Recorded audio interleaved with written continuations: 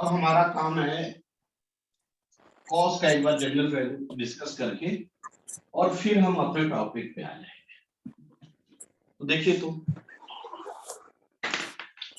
Cos का जो equation होता है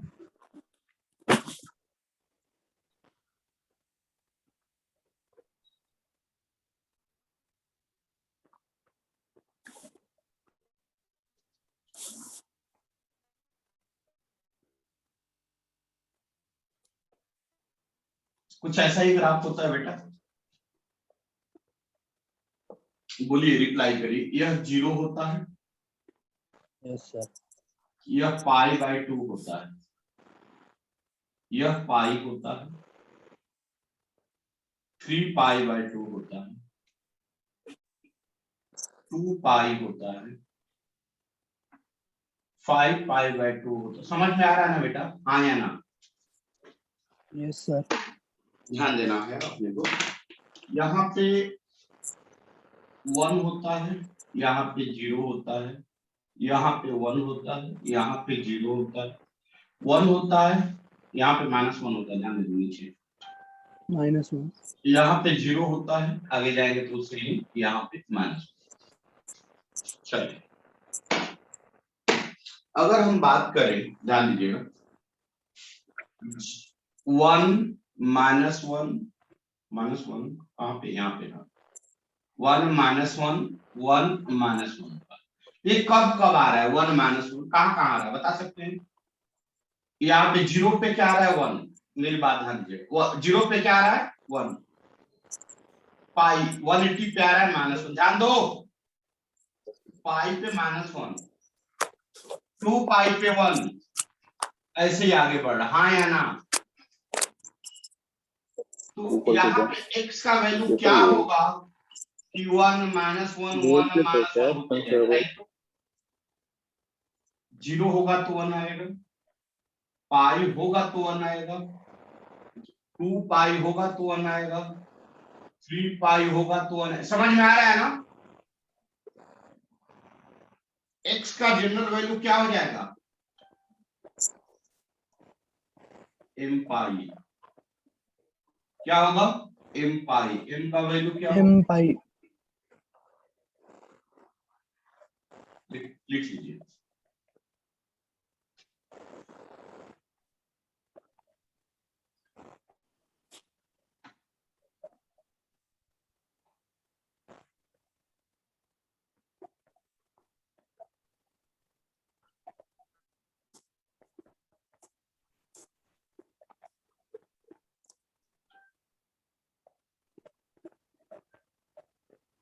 क्या मैं आगे बढ़ूं बेटा?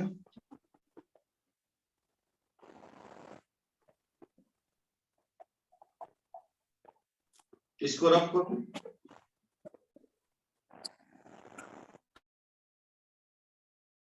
इसको रख करूं?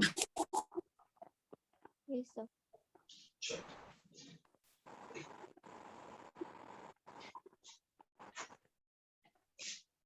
अगर हम बात करें x = π/2, उसके बाद 3π/2,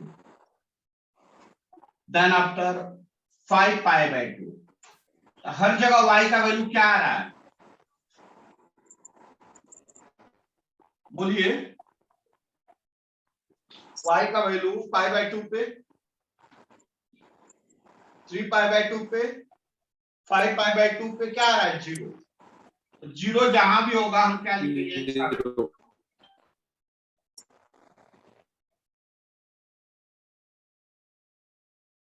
क्या हम ऐसे लिखेंगे क्या?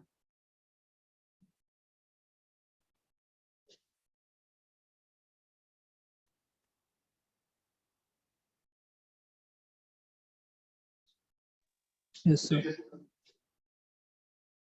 यह जनरल वैल्यू कॉस का, जब y का वैल्यू 0।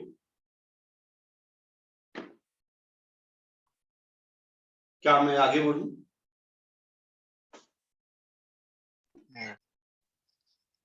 बढ़ू आगे बेटा? अब अपने टॉपिक में मैं रब कर दूं ना। Yes sir. अब खत्म हो गया, मैथ का बेसिक खत्म हो गया, जिसका यूज आगे हमें आने वाला है। इसका यूज दो जगह आएगा, एक वेव ऑप्टिक्स में और एक साउंड में। चलिए याद करिए वो दिन जब हम आप लोग को बताए थे सुपर पोजिशन थ्योरम, याद है?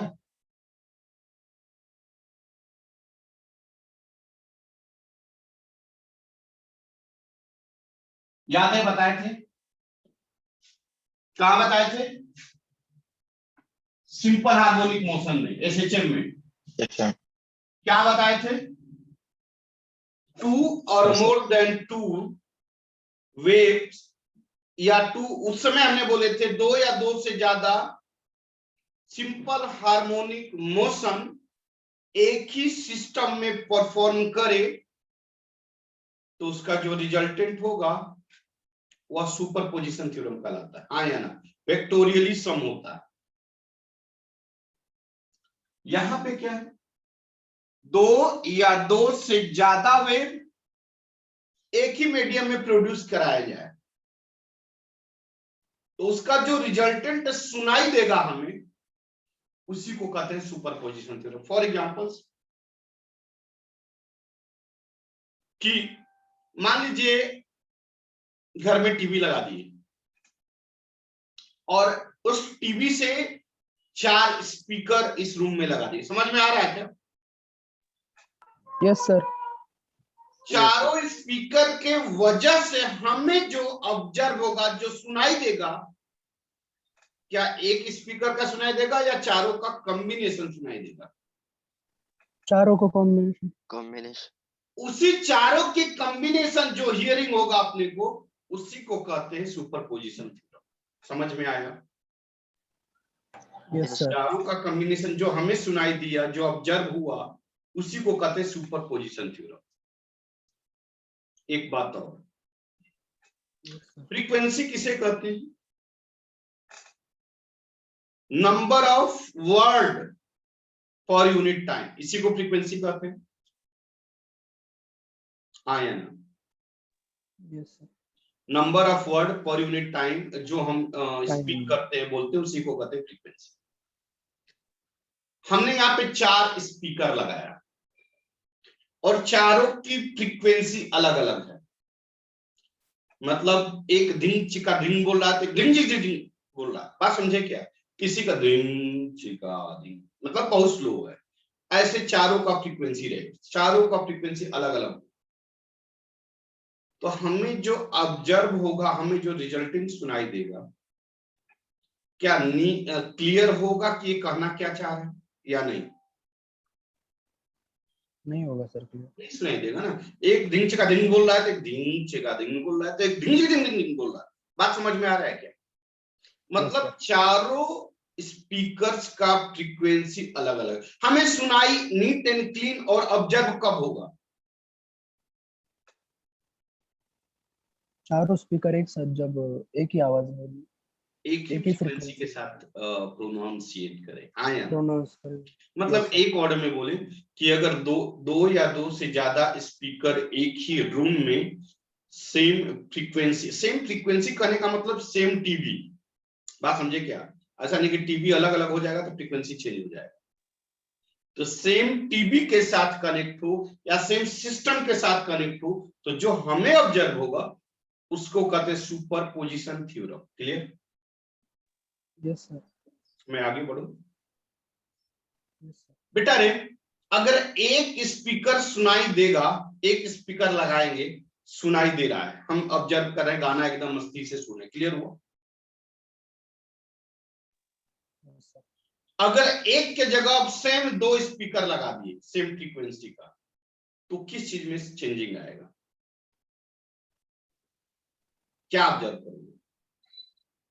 कुछ चेंज नहीं होगा। फिर से बताओ ना। फिर से सुनिए। एक ही टीवी कहने का मतलब क्या है? एक ही टीवी कहने का मतलब क्या है? कि जिसकी फ्रीक्वेंसी सेम हो। टीवी का मतलब सोर्स, और सोर्स का मतलब फ्रीक्वेंसी आर सेम। तो एक ही टीवी हो और एक टीवी या एक सोर्स से क्या हो, सारे स्पीकर आर कनेक्टेड, सारे स्पीकर एक ही टीवी से कनेक्ट हो। अब एक स्पीकर का आप आवाज सुन रहे हो और साथ दूसरी बार आप 4 स्पीकर का आवाज सुन रहे हो। एक स्पीकर का आवाज में और 4 स्पीकर की आवाज में क्या डिफरेंस आएगा, आपको क्या फील होगा? नहीं समझे? नहीं समझ में आ रहा? नहीं आ रहा? नहीं आ रहा? नहीं समझा। नहीं समझ, फिर से सुनिए। मैंने बोला यह रूम है ना, ये रूम है, क्लियर? इस रूम में एक स्पीकर लगा दी, एक स्पीकर लगा दी, मान लीजिए कि यह एक स्पीकर और यह आवाज दे रहा है। आवाज दे रहा है तो हमें सुनाई देगा, हाँ या ना?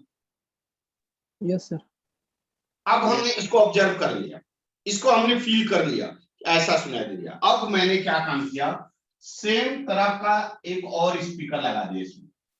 अब क्या होगा, ये भी तो आवाज देगा, दोनों आवाज देगा आप साथ में, बढ़ जाएगी। क्या होगा? Yes sir. Yes sir. बढ़ जाएगी दोनों सेम आवाज, क्या बढ़ जाएगा? आवाज। आवाज, वॉल्यूम। आवाज बढ़ जाएगी, मतलब एम्पलीट्यूड बढ़ जाएगा। समझे कि नहीं? एम्पलीट्यूड बढ़ जाए, हाँ या ना? यस। यस आवाज का मतलब एम्पलीट्यूड, आवाज का मतलब एम्पलीट्यूड। समझ में आ रहा है कि नहीं आ रहा है? पहले Yes, एक स्पीकर था तो एम्पलीट्यूड कम, मतलब एवरेज था, कम था, लेकिन 2 स्पीकर लगा दिए तो एम्पलीट्यूड बढ़ गया, हाँ या ना?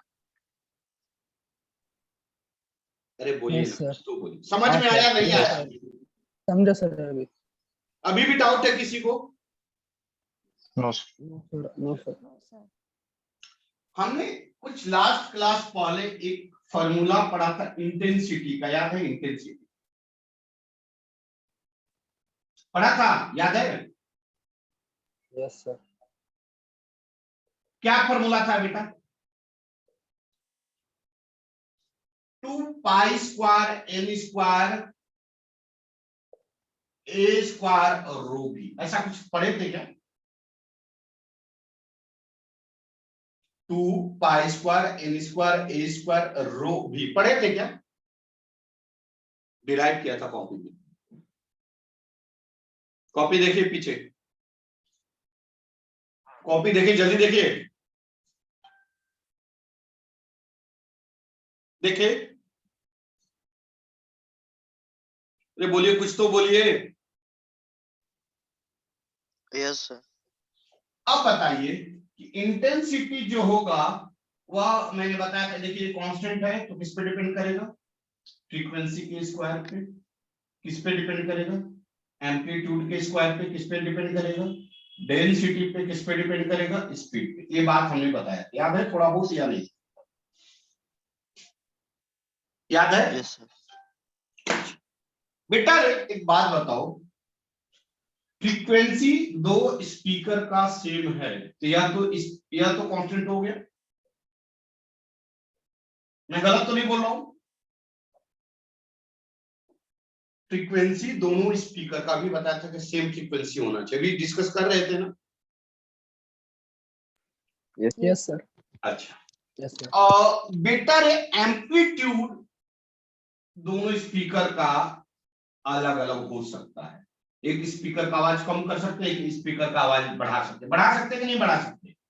Yes sir. बड़ा। तो यह Yes sir. इंटेंसिटी डिपेंड कर सकता है डायरेक्टली प्रोपोर्शनल टू इस पर, करता है कि नहीं करता है? Yes sir. मतलब अगर हम एम्पलीट्यूड को बढ़ाएं तो इंटेंसिटी बढ़ेगा, अगर एम्पलीट्यूड को घटाएं तो इंटेंसिटी Intensity. डिक्रीज होगा। क्या कंसेप्ट क्लियर हो? डेंसिटी पे क्यों नहीं अभी डिपेंड करेगा, क्योंकि हमने एक ही रूम में प्रोड्यूस किया है। एक रूम में जितने मॉलिक्यूल्स हैं वह हर जगह कांस्टेंट होंगे। बात समझ में आ रहा है? Yes sir. तो यह अभी इस केस में डेंसिटी पे भी डिपेंड नहीं करेगा, वेलोसिटी पे, क्योंकि वेलोसिटी भी डिपेंड करेगा डेंसिटी पे। इसका मतलब इंटेंसिटी किस पे डिपेंड करेगा? एम्पलीट्यूड। क्या कंसेप्ट क्लियर हो रहा है? यस सर अब मैं Clear है, sir. सारी Yes, बातों sir. को शॉर्ट में बोल, अब सारी बातों को शॉर्ट में बोल रहा हूं।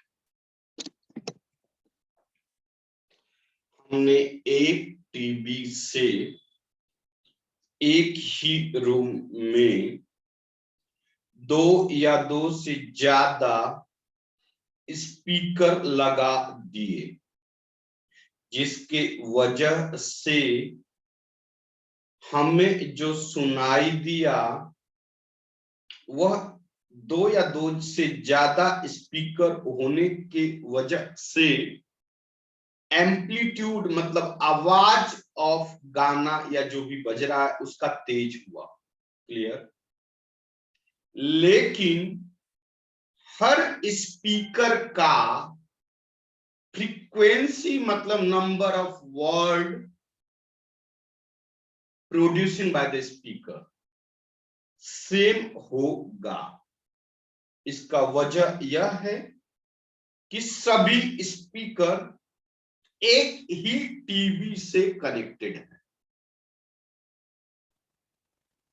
अगर सभी स्पीकर का आवाज अलग अलग है तो हम जानते हैं आवाज means amplitude directly proportional to intensity. तो एम्पलीट्यूड आवाज बढ़ेगा तो इंटेंसिटी बढ़ेगा। इंटेंसिटी का मतलब होता है energy produced by the speaker per unit time per unit area. Intensity का डिफिनेशन होता है energy producing by the speaker, यहां पे स्पीकर इसलिए स्पीकर बोल रहा हूं, per unit time in per unit area. क्या यह सारी बातें आपके दिमाग में एंट्री हुआ? यस सर, समझे। क्लियर हुए सभी बच्चे? Yes sir. अब मैं इसको कंसेप्ट के फॉर्म में फॉर्मेशन करने जा रहा हूं या कंसेप्ट के फॉर्म में फॉर्मेशन करने जा रहा हूं। तो यह लिखना है तो लिख लीजिए, इसके नीचे लिखना है तो लिख लीजिए ताकि यूज आएगा इसमें। वैसे मैं बता चुका हूं लेकिन फिर भी लिख लीजिए।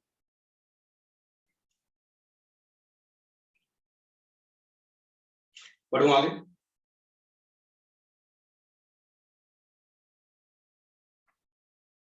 देखिए तो super position theorem, if two or more than two, if two or more than two waves are produced in the same medium,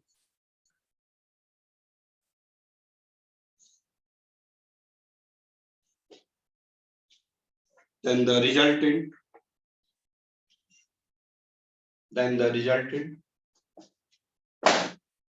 of all the waves are the vectorially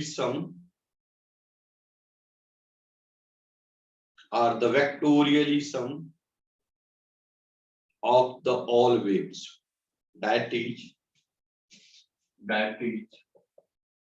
y net मतलब resultant equal to y1 plus y2 plus y3 plus dot yn. This is called superposition. बढ़ूं आगे?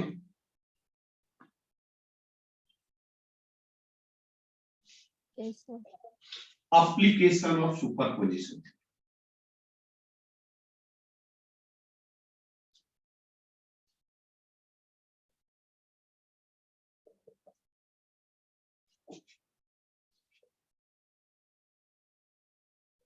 इस theorem का total physics में 4 से 5 chapter में use है। इस theorem का टोटल फिजिक्स में 4 से 5 चैप्टर्स में यूज है। इस थ्योरम का टोटल फिजिक्स में 4 से 5 चैप्टर में यूज है। चलिए, application of superposition theorem in sound wave.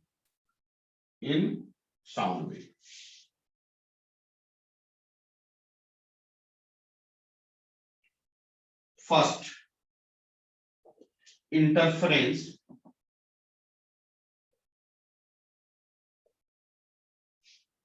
Second standing और स्टेशनरी वेव।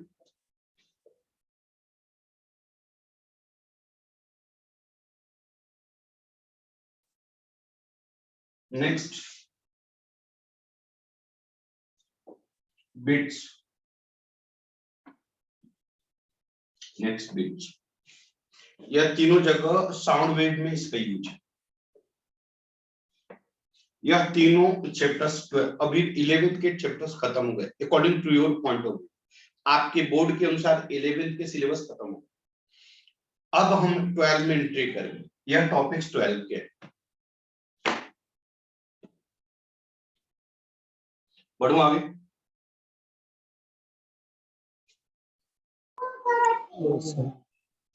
मैं रफ करूं। अब हम क्या करेंगे, कॉलेज इंटरफेरेंस पढ़ेंगे, फिर स्टैंडिंग स्टेशनरी वेव्स पढ़ेंगे, फिर बीट्स पढ़ेंगे। मैं रफ करूं।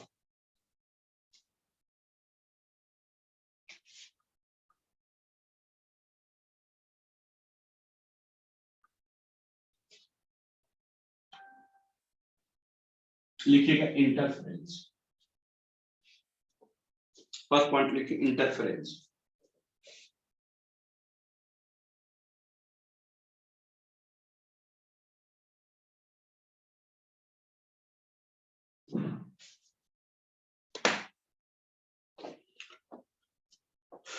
एक वर्ड आता है कोहेरेंट सोर्स।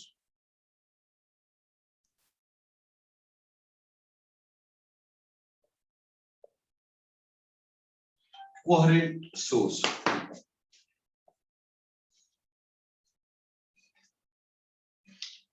कोहेरेंट, सुनिए मेरी बात।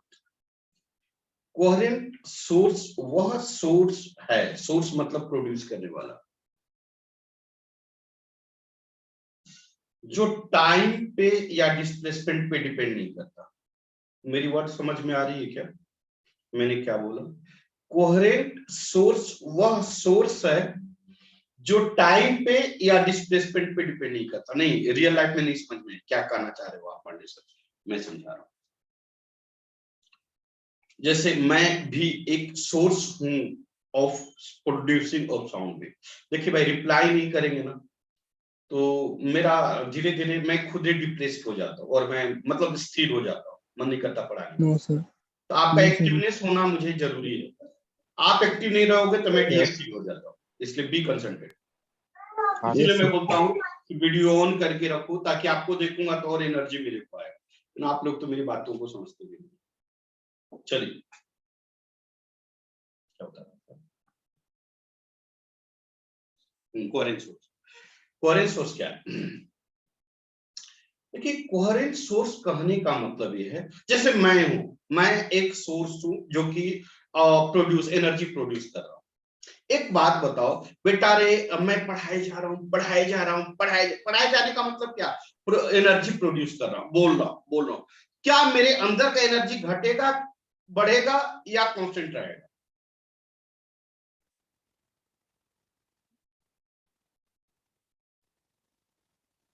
मैं क्या बोला कि मैं बोले जा रहा हूं, पढ़ाए जा रहा हूं, एकदम कंटिन्यूअस। तो हमारा एनर्जी घटते जाएगा, बढ़ते जाएगा या कांस्टेंट रहेगा?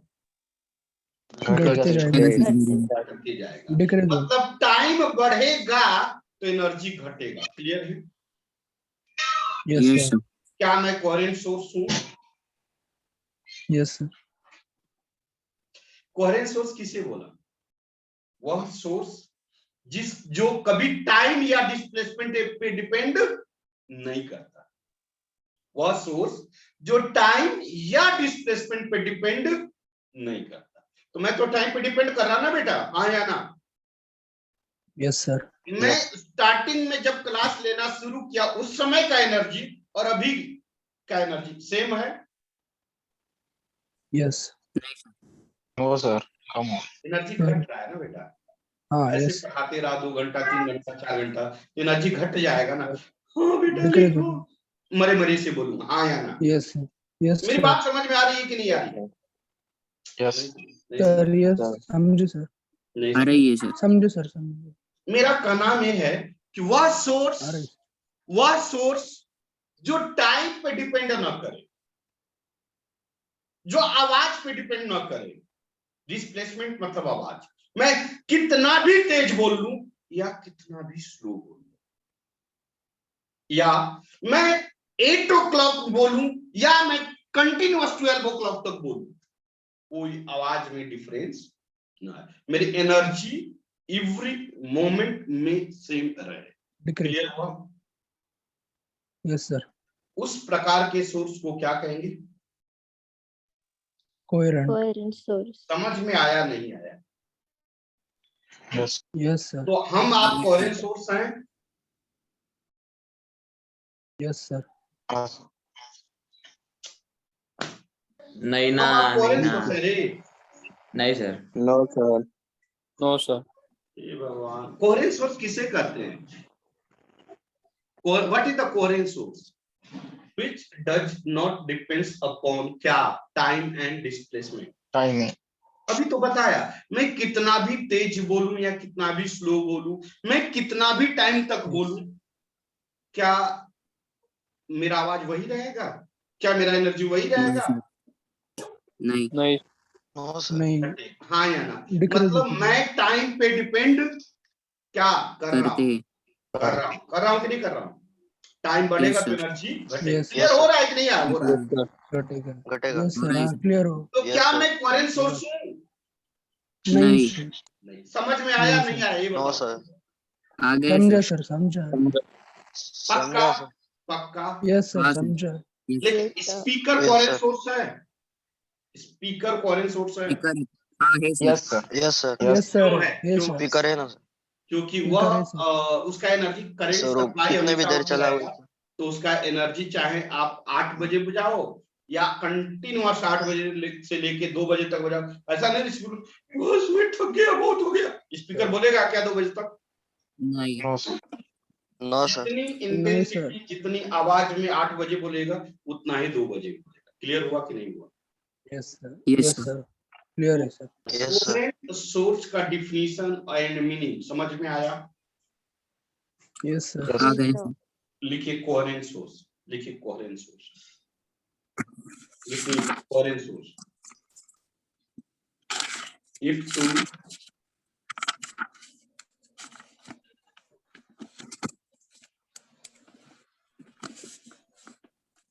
if to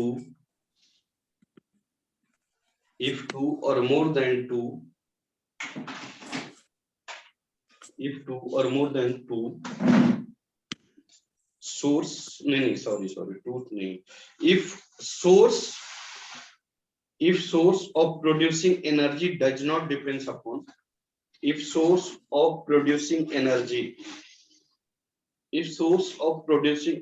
does not depends upon time and displacement, if source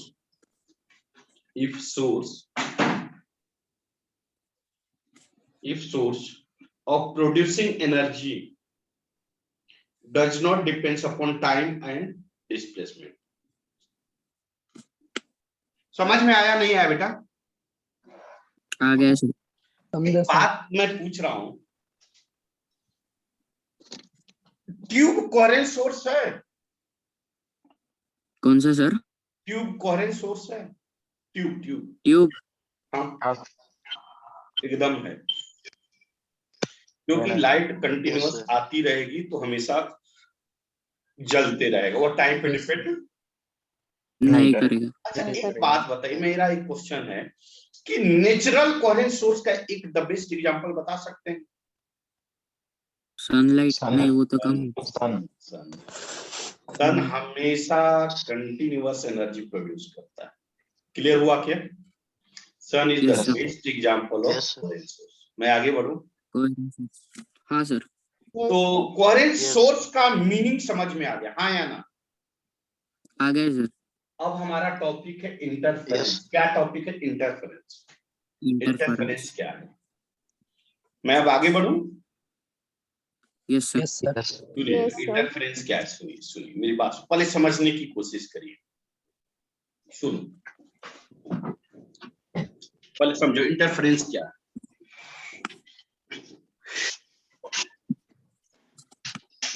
सुनिए यह रूम है, इस रूम में एक स्पीकर लगाया, क्लियर हुआ, और हमने आवाज Yes, sir. सुनाई दिया, हमें आवाज सुनाई दिया, क्लियर बेटा। जो ऑब्जर्व Yes. हुआ हमने फील किया, इसको अपने अंदर रख लिया। अब एक के जगह एक और स्पीकर लगाया, क्या सुनाई दिया कि जब दो स्पीकर लगाया तो इंटेंसिटी बढ़ा या नहीं बढ़ा, क्योंकि बढ़ा सर। एम्पलीट्यूड बढ़ Yes. जाएगा, अभी आपने डिस्कस किया था, क्लियर। Yes sir. और इसी फिनोमेनन को, किस फिनोमेनन को, जब दो या दो से ज्यादा स्पीकर एक रूम में लगाकर और गाना सुनते हैं, और जो सुनाई हमें देता है, जो हमें सुनाई देता है कब, जब दो या दो से ज्यादा स्पीकर एक ही रूम में एक साथ क्या करते हैं, गाना गवाते हैं, बजते हैं, और जो हमें सुनाई देता है, इसी ऑल फेनोमेनन को क्या कहते हैं, इंटरफेरेंस। क्या कहते हैं, इंटरफेरेंस। इंटरफेरेंस। समझ में आया नहीं आया? अब हम आ गया इसको, सर। Yes, sir. अब हम इसको कंसेप्चुअली डिफाइन कैसे करेंगे, इस चीज को, इंटरफेरेंस को कैसे डिफाइन करेंगे। दो, मेरी बात सुनिए, टू और मोर देन, लिखे नहीं समझिए, इफ टू और more than to coherent source समझ में आया? कोहेरेंट सोर्स, कोहेरेंट सोर्स मतलब which does not depends upon time or displacement. Depend upon time. If two or more than two coherent source are produced in the same medium, clear हुआ? एक ही room में, same medium मतलब एक ही room में, then the variation of intensity का मतलब क्या, एक रहेगा तो कम, दो रहेगा तो ज्यादा, बात समझे क्या, 5 रहेगा तो और ज्यादा। Yes sir. इंटेंसिटी में वेरिएशन होता है, the variation of intensity should be observe. समझ में आया? Yes. The variation of intensity should be observed. Yes sir. That phenomenon is called interference. Interference. क्या इंटरफेरेंस का कंसेप्ट आपके दिमाग में एंट्री हुआ नहीं हुआ? हो गया सर। पक्का? एक बार सुनना। फिर से सुनिए। Yes sir. मैं पहले देखिए, पहले डिफिनीशन समझिएगा तो नहीं समझ में आएगा, पहले आप रियलिटी समझिए, जो आप फील करते हो उसको फील करिए, देन आफ्टर आप समझेंगे तो समझ में। मेरी बात सुनिए, मैंने क्या बोला कि एक रूम है, इस रूम में एक स्पीकर लगा है, लेकिन ध्यान देना कोहेरेंट सोर्स मतलब जैसे हम अकेले बोले तो नहीं, मैं इस कोहेरेंट सोर्स नहीं हूँ, स्पीकर कोहेरेंट सोर्स है, क्योंकि स्पीकर टाइम पे डिपेंड नहीं करता, एनर्जी पे डिपेंड नहीं करता, डिस्प्लेसमेंट पे डिपेंड नहीं करता, क्लियर हुआ? नहीं करता। Yes sir, clear. अब लेकिन एक बात और है कि वह जो स्पीकर है एक ही टीवी से कनेक्ट होना चाहिए, मतलब सोर्स एक ही होना चाहिए। एक ही फ्रीक्वेंसी। समझ में आ रहा है कि नहीं आ रहा है? Yes sir. टीवी जब बोलेगा कि नहीं धिंग चिका धिंग, ऐसा नहीं कि हर स्पीकर के लिए अलग अलग बोलेगा, सब स्पीकर के लिए एक ही बार आवाज वो एनर्जी देगा कि तुम बोलो धिंग और वो तुम बोलो चिका, ऐसा नहीं बोलेगा। बात समझे क्या मेरी बात? धिंग चिका धिंग का एक गाना है, बात समझ में आ रहा है क्या? Yes. तो धिंग चिका धिंग मतलब सब एक साथ बोलेगा, बात समझ में आया? मतलब फ्रीक्वेंसी एक ही, टीवी का मतलब फ्रीक्वेंसी सबका सेम होना चाहिए। अब जब हम एक रूम में एक ही टीवी से दो या दो से ज्यादा स्पीकर कनेक्ट कर देंगे, समझ में आया प्रथमेश? और जो हमें सुनाई देगा, जो हमें ऑब्जर्व्ड होगा, उसी को कहते हैं सुपरपोजिशन। समझे क्या? मतलब चारों स्पीकर का आवाज जोड़ के हमके सुनाई देगा ना हमें, हाँ या ना? हाँ, यस सर। उसी को कहते हैं super. Time up, rejoin compulsory, अभी सभी लोग, आधा लोग ज्वाइन करते हैं, आधा लोग ज्वाइन नहीं करते हैं, फिर आधा छूट जाता है, आधा पढ़ लेते हैं, फिर आप बोलेंगे पांडे सर नहीं समझ में आया। इसलिए हाथ जोड़ की विनती आप लोग से कि सभी लोग जरूर ज्वाइन करें, ठीक है। कंपल्सरी